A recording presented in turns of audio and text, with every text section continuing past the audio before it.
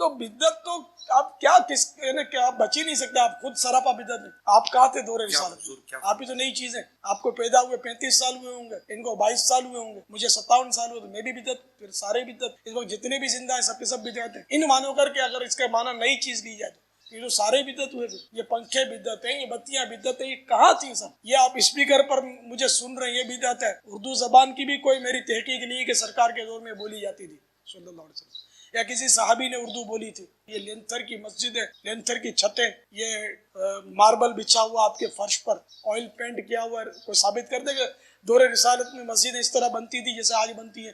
کوئی گنبد ثابت کر دے مسجد کا کہ پہلے گنبد بنتا تھا اور یہ طاق نما محراب مسجد میں بنتے تھے، منارے بنتے تھے مسجد کے. کوئی ثابت کر دے؟ کبھی بھی نہیں ثابت کرے گا کہ بنتے نہیں تھے. رکو ذرا، صبر کرو. بولا دھکا بکی نہیں کرنے کا، آرام سے لینے کا.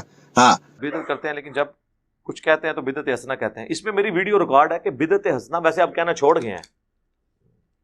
ان کے پاس معنی پتا کیا تھا کہ یار کام تو نیکی کا کر رہے ہیں نا، آپ کو کیا مسئلہ ہے؟ ہم کہتے تھے نا یار یہ قبر پہ اذان کیوں دیتے ہو؟ کہتے ہیں یہ اذان دینا گناہ کا کام ہے. تسی کہتے ہیں ہاں یار ان کے جواب دے گے نا، جواب ہم دیتے ہیں آپ کو. ان کو کہ یہ آپ جنازے کی اور عید کی اذان کیوں نہیں دیتے؟ وہ کہتے ہیں نہیں نبی علیہ السلام نے نہیں دی. تو کیا یہ گناہ کا کام تھا جو اللہ کے نبی نے نہیں کیا؟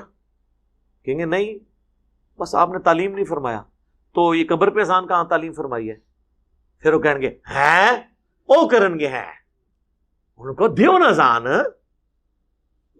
اور تو ساڑھے لی ڈیفینیشن مان لی ہے. سر حضور نے منع فرما دیا. صحیح مسلم میں حدیث ہے 2005 نمبر، اور یہ حدیث کے راوی ہیں امام جعفر، اور انہوں نے روایت کی ہے امام باقر سے، اور امام باقر نے روایت کیا ہے جابر بن عبداللہ سے کہ نبی علیہ السلام جب کبھی بھی جمعے یا عید یا کسی اور موقع پر تقریر کرتے تو آپ کی آنکھیں سرخ ہو جاتی، آواز بلند ہو جاتی، جیسے کوئی جرنیل اپنی فوج کو تیار کر رہا ہو. اور آپ فرماتے کہ میں اور قیامت اس طرح ساتھ بھیجے گئے ہیں جیسے یہ دو انگلیاں. اور پھر آپ کہتے اما بعد فإن خیر الحدیث کتاب اللہ وخیر الہدی ہدی محمد صلی اللہ علیہ وآلہ وسلم وشر الامور محدثاتها وکل محدثۃ بدعہ وکل بدعۃ ضلالہ وکل ضلالۃ فی النار. کچھ الفاظ جامعہ ترمذی میں ہیں، کچھ سنن نسائی میں. آگاہ ہو جاؤ، سب سے بہترین کلام اللہ کی کتاب ہے، سب سے ہدایت یافتہ راستہ محمد صلی اللہ علیہ وآلہ وسلم کا ہے، اور سب سے بدترین کام وہ ہیں جو دین میں خود داخل کر دیے جائیں، اور وہ تمام کام گمراہیاں ہیں، اور تمام گمراہیاں دوزخ میں لے جانے والی ہیں. تو حضور نے منع ہی کر دیا نا کہ محمد صلی اللہ علیہ وآلہ وسلم کا طریقہ بہترین طریقہ ہوگا، اور بدترین کام وہ ہیں جو دین میں داخل کر دیے جائیں خود سے. بخاری مسلم دونوں میں حدیث ہے من احدث فی امرنا ھذا فہو رد، جس نے میرے تعلیم کی بھی چیز میں کوئی چیز بدل دی یا اس میں چیز داخل کی وہ مردود ہے. تو فوراً آپ کو مثالیں دیں گے کہ جی یہ جو آپ نے لائٹیں لگائی ہوئی ہیں، ان لائٹوں کا دین سے کیا تعلق ہے میرے بھائی؟ ہوائی جہاز میں حج کرنے کا دین سے کیا تعلق ہے؟ یہ دین کو سپورٹیو کام ہے، ڈائریکٹ دین نہیں ہے. ڈائریکٹ دین اس وقت ہوں گے جب آپ کہیں گے جو ہوائی جہاز پہ جائے گا اس کا حج ہوگا، جو نہیں جائے گا اس کا نہیں ہوگا. آپ بے شک گدھے پہ جائیں، آپ بے شک پیدل جائیں، یہ دین کو سپورٹیو چیز ہے. کیمرے میں ریکارڈنگ دین کو سپورٹیو چیز ہے. نماز پڑھتے ہوئے کوئی کہتا ہے اوپر اس قالین کے اور سامنے اس اے سی شریف کے، کہتا ہے، اور نیچے سیلنگ شریف کے، اور منہ طرف خانہ کعبہ شریف کے، یہ کو کہتا ہے؟ تو یہ دین نہیں ہے، دین کو سپورٹیو چیز ہے. تو حضور نے ان چیزوں سے تو منع نہیں کرنا تھا نا. وہ تو قرآن میں آیا کہ اپنے گھوڑے تیار رکھو، سورۃ الانفال میں آیا کہ اپنے گھوڑے تیار رکھو جنگ کے لیے. تو آج کے دور میں جب آپ یہ بات کریں گے تو اس سے مراد یہ ہوگا کہ آپ نے لیٹسٹ اسلحہ تیار رکھنا ہے، یہ تو نہیں گھوڑے تیار رکھنے ہیں. وہ تو جنرل بات ہوتی. تو یہ تمام چیزیں ہیں دین کو سپورٹیو. اس کے بارے میں الگ حدیث ہے، وہ صحیح مسلم میں ہے کہ جس نے اسلام میں اچھا طریقہ جاری کیا، جتنے لوگ اس پہ عمل کریں گے اس کا ثواب اسے ملے گا، اور جو عمل کر رہے ہوں گے ان کے عمل میں بھی کمی نہیں ہوگی، اور جو اسلام میں برا طریقہ جاری کرے گا اس کا وبال اس پہ ہوگا.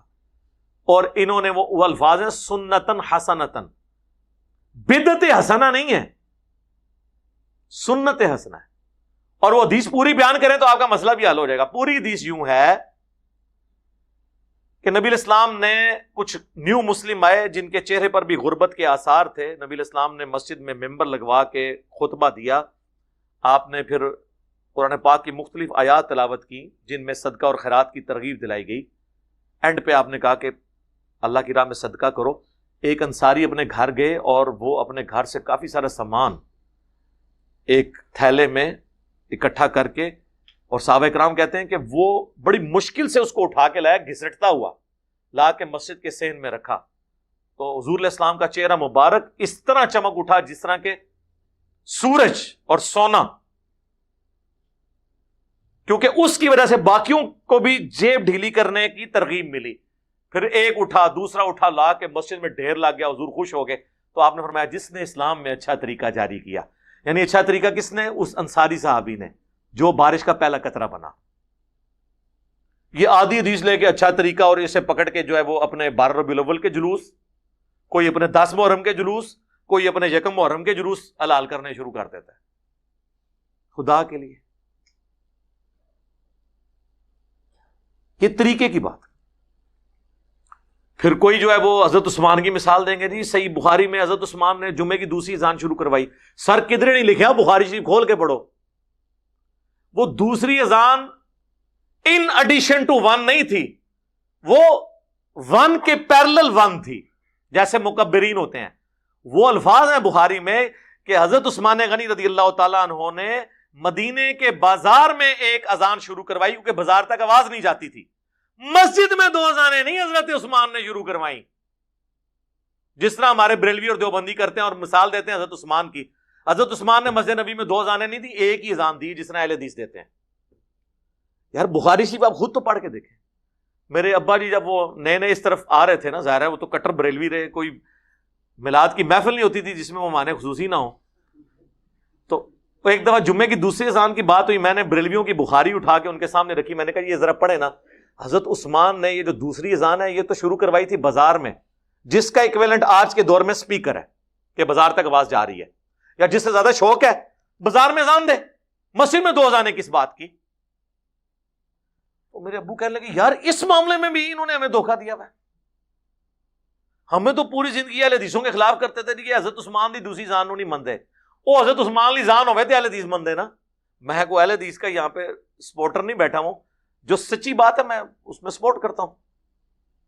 سعودیہ میں ہوتی ہیں، سعودیہ میں چھوڑ کے کعبے کے اندر بھی ہو رہی ہوں، کیا فرق پڑتا ہے؟ کعبے میں ان کو 2 جمعے کی اذانیں نظر آ رہی ہیں، تو کعبے کے اندر جو 5 وقت اکیری اقامت ہوتی ہے وہ نہیں نظر آتی، اونچی آمین نہیں نظر آتی، رفع الیدین نہیں نظر آتا. 2 چیزیں ہی نظر آتی ہیں، ایک 20 تراویح، اور وہ بھی صرف مکہ مدینے کی 2 مسجدوں میں، باقی پورے سعودیہ میں 8. مکہ یونیورسٹی میں ام القرآن میں بھی 8، مدینہ یونیورسٹی میں بھی 8.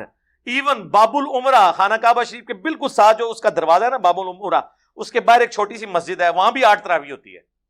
اور یہ تو انفیوں کی وجہ سے انہوں نے وہ بھی 2 امام مقرر کر کے 10 + 10 کی ہوئی تھی. یہ دلیل تو نہیں، دلیل تو کتاب و سنت ہے میرے بھائی، کتاب و سنت. کبھی کوئی مثال دے دیں گے، کبھی وہ کہیں گے جی حضرت عمر نے تراویح کی جماعت شروع کروائی تو اس میں کہا کتنی اچھی بدعت ہے. حضرت عمر نے کون سی بدعت کی تھی اس میں؟ وہ تو بخاری مسلم میں اما عائشہ کا قول موجود ہے سلام اللہ علیہا کہ نبی علیہ السلام کے مبارک زمانے میں نبی علیہ السلام اہتمام 3 دن آپ نے کیا. اس کے بعد جب لوگوں کا رش ہوا تو آپ نہیں نکلے حجرے سے، اور صبح فجر کے وقت نکلے اور فرمایا مجھے خدشہ ہے کہ تم پہ کہیں فرض نہ کر دی جائے، اس لیے میں نے گھر میں پڑھی، تم اپنے گھروں میں ہی نماز ادا کر لیا کرو تراویح کی، تاکہ فرض نہ ہو. اما عائشہ کہتی ہیں حضرت ابوبکر نے بھی یہ کام نہیں کیا. جو مسجد میں پڑھنا چاہتے تھے ٹولیوں کی شکل میں پڑھ لیتے تھے، جو گھر پڑھنا چاہتے تھے پڑھ لیتے تھے. پھر حضرت عمر کے بھی شروع کے سال اسی طرح گزرے. پھر حضرت عمر ایک دن مسجد میں آئے تو دیکھا کوئی ٹولیوں کی شکل میں یہاں جماعت کرا رہا ہے، کوئی یہاں پہ کرا رہا ہے، کوئی وہاں پہ کرا رہا ہے. تو بخاری کے الفاظ ہیں، انہوں نے کہا میں کیا یہ اچھا ہو کہ انہیں ایک امام کے پیچھے جمع کر دوں. تو حضرت تمیم داری اور ابی ابن کعب کی ڈیوٹی لگائی کہ تم دونوں ان کو پڑھایا کرو تاکہ ایک امام کے پیچھے پڑھیں. اور الموطا امام مالک میں گولڈن چین سے موجود ہے، انہیں حکم دیا کہ 11 رکعتیں پڑھیں، 3 وتر اور 8 تراویح، گولڈن چین سے. تو اور حضرت عمر وہاں دوسرے دن آئے, جب یہ منظر دیکھا کہا نعم البدعۃ ہذہ, یہ کتنی اچھی بدعت ہے. اب وہ کہتے ہیں نہیں, اس کا مطلب ہے آپ اب جو مرضی کریں. پہلی بات ہے خلفاء راشدین کی تو سنت کی پیروی کا ہمیں حکم ہے, علیکم بسنتی وسنت الخلفاء الراشدین المہدیین.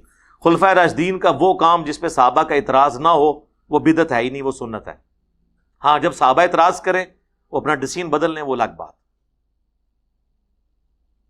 اس سے بابوں کی بدعتیں کہاں سے ثابت ہوئی؟ دوسرا, یہ بدعت انہوں نے اصطلاحی معنوں میں نہیں کہا, جو دین کی اصطلاح, یہ لغت کے معنوں میں, سنت کو رینیو کرنے کے معنوں میں.